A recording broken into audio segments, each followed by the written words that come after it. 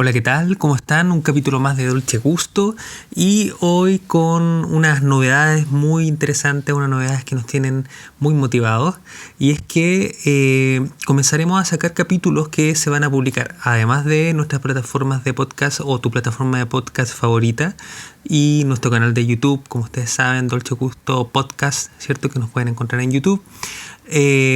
Comenzaremos a sacar algunos capítulos que serán publicados también en una radio online. Nuestros amigos de Radio Piedra El Batro de Longaví, en la región del Maule, nos han contactado, hemos tenido una muy agradable conversación y hemos acordado tratar de hacer colaboraciones de capítulos de Dolce Gusto que podrían ser publicados también en esta radio online. Es un proyecto muy lindo, se alinea muy bien con lo que nosotros hemos buscado siempre, ¿cierto? Este estilo honesto, directo, tenemos todas nuestras ganas de hacer buen contenido y sobre todo con respeto. Y es sin duda lo que hace Radio Piedra El Batro. Y así que es muy probable que nos estés escuchando por ahí. Así que si es así, saludos, bienvenidos a nuestro programa. Contarles un poco de qué va esto. Nosotros somos un podcast que iniciamos este año. Hace rato que veníamos haciendo proyectos también en distintos medios. Tenemos un canal de YouTube especializado en videojuegos que se llama Aquí Jugamos. Nos pueden encontrar en YouTube. Ahí llevamos más tiempo. Pero teníamos esta necesidad de comunicar mensajes, compartir nuestras experiencias y empezar a hacer comunidad, como siempre, con respeto. La verdad es que ese es nuestro principal sentido, honestamente. Así que bienvenidos, saludos a todos los que nos escuchan. Bueno, nos pueden escuchar de cualquier parte porque es una radio online, así que da igual si es que somos de regiones, si es que somos de Santiago, si es que somos de otro país, pero bueno, la casa de Radio Piedra El Batro es en el Maule, así que un gran saludo a todos los que están en el Maule, sobre todo en estos momentos de dificultad que están pasando con los temporales en la zona centro-sur del país. Así que un gran abrazo para todos y comenzamos este capítulo que va a estar centrado en su primera fase en lo que está pasando justamente en la región del Maule. Y eso es súper importante. Yo creo que ya pasando, gracias a Dios, porque hay que agradecer que las principales dificultades en lo que tiene que ver con la zona más centro, ¿cierto? Valparaíso y la región metropolitana, hemos estado superando la situación del temporal. Hay que agradecer a Dios de que no hubieron mayores problemas, si bien estuvieron varios embalses, ¿cierto? Con al límite, ¿cierto? Las piscinas contenedoras, por ejemplo, de la quebrada de Macul al límite, no tuvimos que lamentar ningún tipo de accidente mayor. A diferencia de nuestros amigos del sur de Chile, O'Higgins, el Maule, Ñuble, Biobío, la Araucanía, que han pasado momentos muy, muy difíciles. Bueno, sobre todo, justamente, y son estas coincidencias que más que coincidencia uno dice, wow, increíble que comenzamos a tratar de hacer estas colaboraciones con Radio Piedra El Batro, y resulta que justamente ahora es en el Maule que están pasando lo peor. Ya, yo no sé si han tenido la oportunidad, los que no son de la región, de ver las imágenes o buscar noticias en internet, pero la situación de distintos ríos, ¿cierto?, que han aumentado su caudal, han generado una situación de emergencia bien fuerte. Hace unos pocos días nosotros hicimos un corto en YouTube donde hablábamos de lo duro que era una inundación gigante provocada por el hombre en Ucrania, ¿cierto?, en un autoatentado que perpetró ahí el ejército o los mercenarios que trabajan con Putin, ¿cierto?, y con Rusia. Y lo terrible que es después de una inundación la emergencia sanitaria que puede generarse. Y aquí tenemos una situación, imagínense, dentro de la misma semana, una situación que por causas naturales genera esta inundación tremenda. La magnitud del daño es impresionante. Yo creo que, insisto, si es que no lo han visto o si de pronto ya los medios de comunicación en lo que sigue esta semana a lo mejor lo empiezan a dejar de lado, que es algo que es típico, no dejemos que se duerma esto porque es muy fácil, sobre todo para la gente de regiones acá en Chile, que luego de un tiempo la noticia empieza a decaer, pero la gente sigue sufriendo, la gente sigue con sus casas damnificadas y eso es fuertísimo. De hecho, hace un par de horas hubo una declaración de parte de la gente de ¿cómo se llama? De este ministerio nuevo que crearon, que para mí sigue siendo la ONEMI. La verdad es que ¿cómo se llama? Le cambiaron el nombre y se hace mucho más difícil de pronunciar, sobre todo las siglas. Estamos hablando del Servicio Nacional de Respuesta ante Emergencia y Desastres, SENAPRED. Ya, yo creo que ONEMI era mucho más fácil de decir. Bueno, en fin, el SENAPRED, han informado que lo que se estaba hablando hasta el momento, ellos dicen que literal, la magnitud del daño y de la tarea que tienen ahora en el apoyo a las personas damnificadas y después de la reconstrucción es gigantesca. El trabajo nos va a acompañar muchos meses y quizá más de un año para recuperar la condición que teníamos antes de este temporal. Preocupante la declaración, honestamente.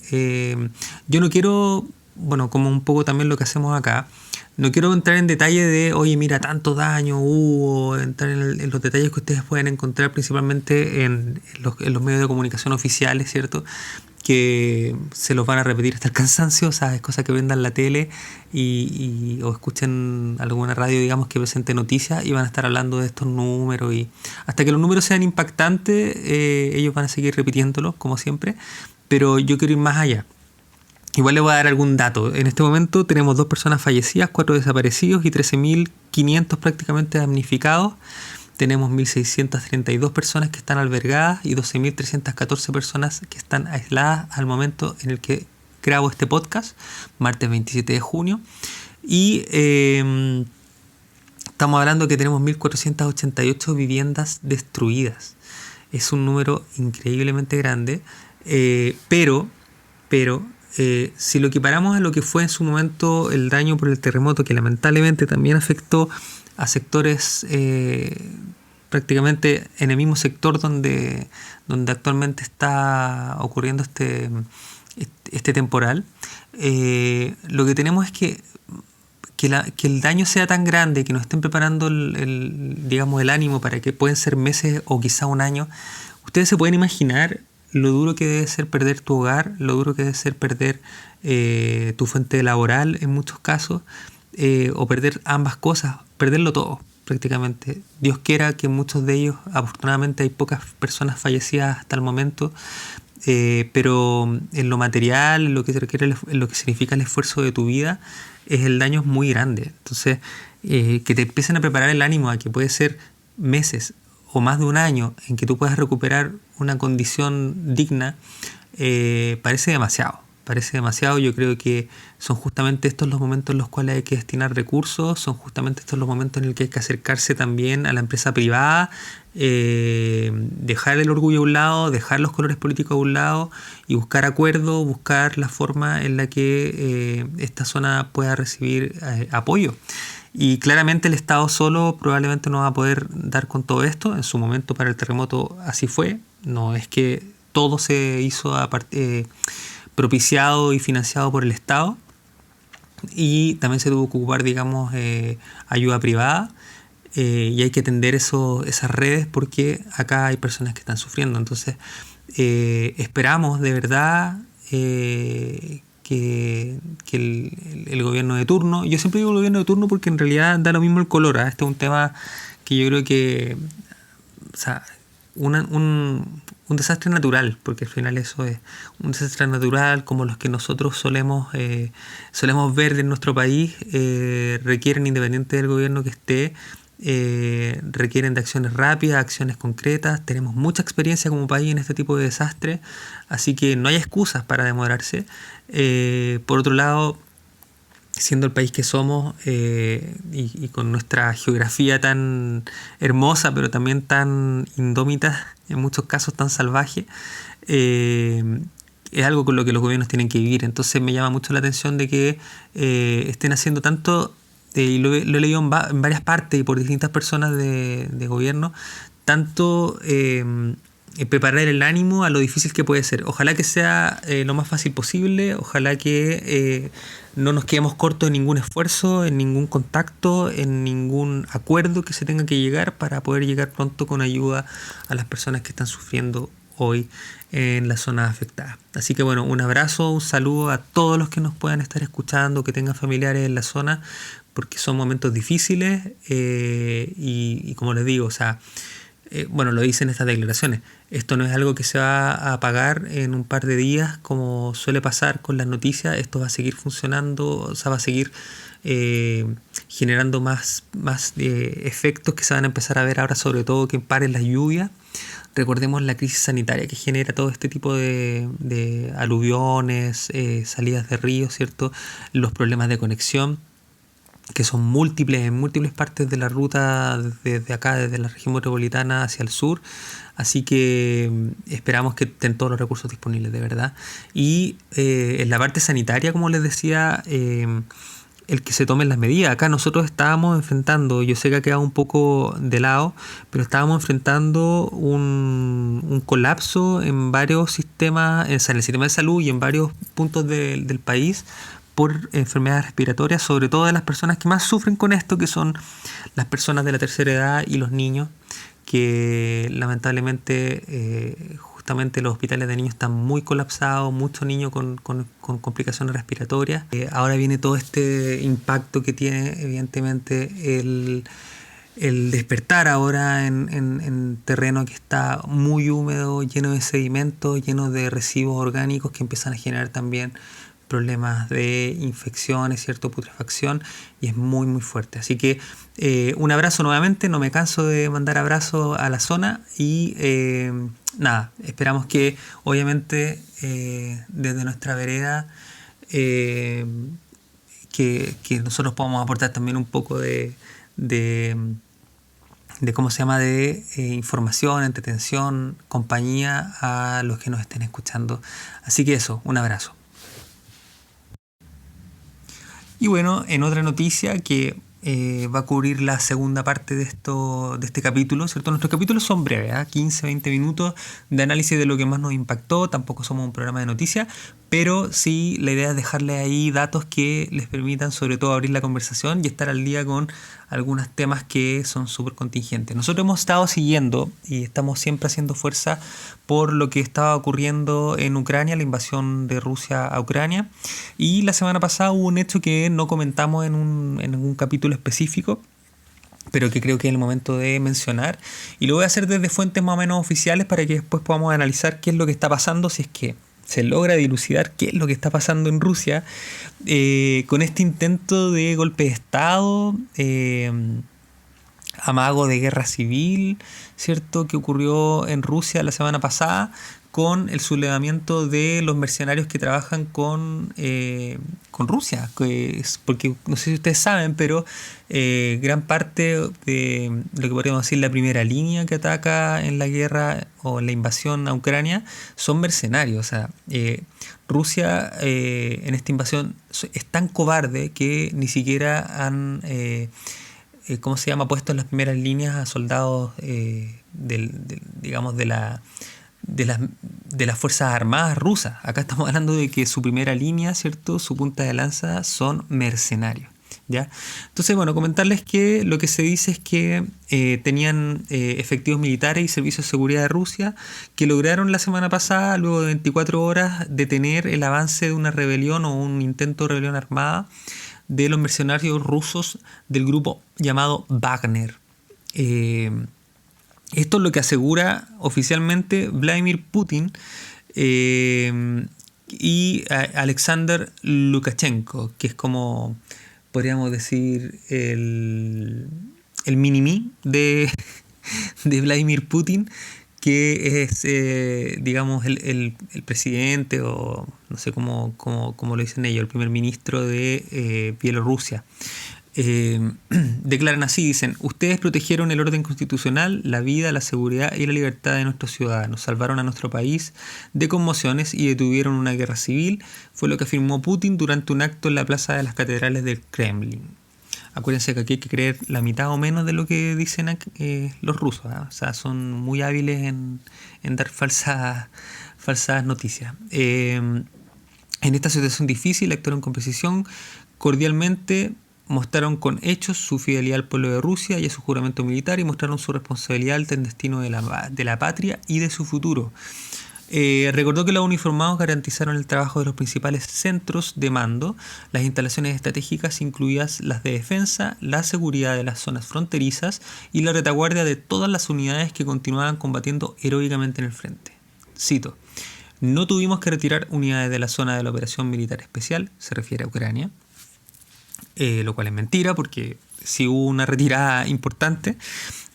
Recordemos que, paréntesis, en Rusia lo que está ocurriendo, o sea, en Ucrania en verdad, es que luego de que entran estos mercenarios, que podrán imaginarse, cuando yo te digo mercenario, son personas que actúan casi que en el margen de la ley, o sea, es fuertísimo, o sea, son personas que pueden llegar a un nivel de crueldad más o menos grande. Esto tiene un montón de connotaciones respecto a lo que el día de mañana podría ser juicio de guerra, ¿cierto? Tú te puedes escudar en lo que puedan haber hecho estos mercenarios respecto a lo que puedan hacer las Fuerzas Armadas oficiales de un país. Es fuerte, es sucio, bueno, la guerra es sucia. Él habla de que durante la de la sublevación hubo muerte de varios pilotos, miren qué increíble. Y él dice, no les tembló la mano y cumplieron con honor las órdenes y su deber militar. Así que ahora son como mártires. Dice, vuestra decisión y coraje junto a la consolidación de toda la sociedad rusa jugaron un enorme y definitivo papel en la estabilización de la situación. Las personas que se vieron implicadas en la revuelta vieron que el ejército y el pueblo no estaban de su lado. Wow. Veamos qué dice Lukashenko, que ha tomado un rol ahora, no sé si es como una especie de ¿cómo se llama? De vocero de gobierno, vocero de Putin, no lo sé. Aparece el presidente de Bielorrusia hablando y dice que la amenaza de un nuevo conflicto mundial nunca ha estado tan cerca. Siempre la amenaza. Dice, si Rusia colapsa, morirán todos. Por favor, vean la connotación de la amenaza. Dice, en una ceremonia de grados de generales a los altos mandos militares, el líder bielorruso afirmó, si Rusia se derrumba, quedaremos bajo los escombros y moriremos todos. O sea, no mueren solos, eso es lo que están un poco amenazando. Dice, Lukashenko aseguró que está tratando de agitar la región y desorientar a su gente para imponer nuevas reglas y nuevo orden mundial. Ese es lo que dice respecto a Occidente. Es bien interesante porque en realidad esto es una sublevación de un grupo que contrataron los mismos rusos, ¿cierto? El mismo gobierno ruso. Por lo tanto, es impresionante de que ellos siempre traten de hacer que esto se vea como un ataque desde Occidente, cuando en realidad el grupo Wagner son solo rusos y que lo que más tienen es sed de sangre. Es muy extraño. Dicen que Occidente se aprovecha de esta situación, ¿cierto? Y empieza a producir caos. El caos lo produjeron ustedes mismos en su propio país, eso es lo más impresionante. Estuve viendo, yo no sé por qué me gasto viéndolo, pero un poco también es para poder estar informado, algunas redes sociales de gente prorrusa, que aún me sigue impresionando que existan personas que se declaren prorrusas, al menos en esto, o sea, yo está ni un problema en que tú seas prorruso respecto a la cultura, ¿cierto? A la historia, un país con una gran historia, le guste o no nos guste, digamos, la idiosincrasia de ese país, las guerras en las que han participado y las aberraciones que han ocurrido. Pero más allá de eso, prorruso en esta invasión, ¿ya? Y es impresionante cómo cambian la historia, cómo de verdad hablaban al principio de que era una manipulación de Occidente y que ya no estaba pasando nada, y luego que pasan las 24 horas de este amago de golpe, si es que alguna vez lo hubo, porque también no hay certeza de que haya sido así, porque ustedes saben que la información en Rusia es bien controlada. Y tenemos entonces a estas personas 24 horas después diciendo que es un orgullo cómo las Fuerzas Armadas, ¿cierto?, contuvieron la situación, que era grave, que fue límite. O sea, después de que ocurrió, después de que negaron de que esto estaba ocurriendo, incluso hablan de que esto fue una situación límite, una situación muy difícil que vivió Rusia un poco por culpa, digamos, de esta sublevación de este grupo de mercenarios. Bueno, miren, para ir cerrando un poco la noticia que cierra además nuestro podcast, nosotros no nos vamos a cansar de condenar lo que está pasando en Rusia, ¿ya? Yo se los comenté ya con el link, con nuestra información respecto al desastre natural acá en Chile. Imagínense lo que significó y no sale en televisión porque obviamente es muy difícil acceder a la zona. Imagínense lo que es que estos invasores rompan una represa con el fin de que las tropas, digamos, de recuperación, de liberación ucraniana, ¿cierto?, no pudiesen llegar a un cierto sector de una ciudad. Es muy fuerte, es muy fuerte. O sea, a ellos no les tembló la mano para destruir esa represa que inundó de una manera, en imágenes, muy similar a lo que está ocurriendo aquí en Chile con un desastre natural que no se lo desearíamos a nadie. Lo hicieron ellos atacando a esos territorios que ellos dicen que están liberando, porque Rusia dice que los territorios que están ocupados son territorios liberados. Entonces, ¿qué sentido tiene inundar a tu propia gente, ya que los estás liberando y que supuestamente están todos contigo? Es fuertísimo lo que está pasando allá y nosotros, como les decía y reitero, vamos a seguir siempre apoyando al pueblo ucraniano, apoyando a cualquier pueblo que sea víctima de una invasión porque es terrible. Así que nada, esas son las noticias. Esperemos, y también aprovecho de decir, y esperemos que en Rusia no ocurra una guerra civil, ¿verdad? Eso que puede ser más terrible que una guerra civil. Matarse entre compatriotas, matar en ningún sentido, pero imagínense matar compatriotas, qué terrible. Así que les dejo esa noticia. Por favor, si escucharon este podcast hasta este momento o nos escucharon a través de YouTube, síganos en redes sociales. Siempre nosotros compartimos en nuestro video de YouTube información, digamos, de nuestras redes sociales. Nos pueden encontrar en cualquier red como Twitter y Facebook y Instagram. Nos pueden encontrar como Dolce Podcast en el caso de Twitter e Instagram, y en Facebook nos pueden encontrar como Dolce Gusto Podcast, en YouTube Dolce Gusto Podcast y en cualquiera de sus principales plataformas o favoritas plataformas de podcast. Y por supuesto también nos pueden escuchar desde hoy en Radio Piedra del Vatro de Longaví. Un gran abrazo a ellos y que esta sea ojalá una colaboración duradera y que sea beneficiosa para todos, porque acá el único sentido que tenemos es poder comunicar y llevar buena onda a tu casa, tu auto o tu camino, alegrarte el camino y entregarte un poquito de información también, en este caso en algunas noticias contingentes como las que acabamos de revisar el día de hoy. Un gran abrazo a todos y será hasta la próxima. Chao, chao.